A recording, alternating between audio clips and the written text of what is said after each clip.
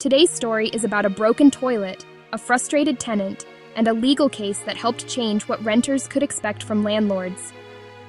Today, most people assume that if something major breaks in an apartment, the landlord had to fix it. But years ago, that idea was not nearly as clear. The year was 1970. A woman named Marini rented an apartment from her landlord, Ireland. At first, everything seemed normal, but then the apartment's toilet cracked. Not just inconvenient cracked, leaking, unusable, serious problem cracked. Marini contacted the landlord and expected the repair to be handled, but the landlord didn't fix it.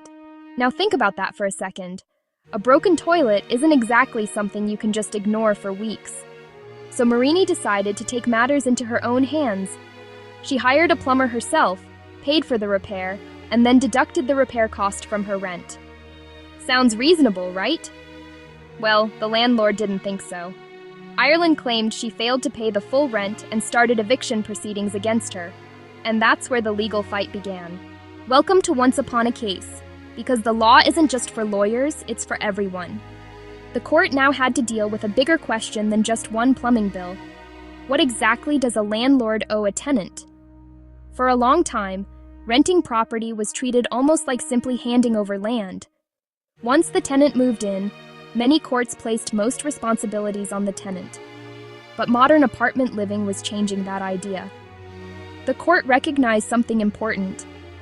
People renting apartments weren't just paying for empty space.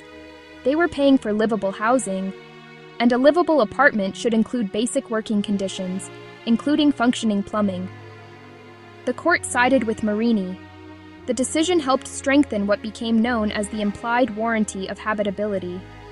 That means landlords have a legal duty to maintain rental property in a condition fit for people to live in. Today, that principle feels normal. But back then, game-changing. Cases like Marini versus Ireland helped shift the balance of power between landlords and tenants and changed what renters could legally expect from their homes. And that's the story of Marini versus Ireland. Thank you for watching.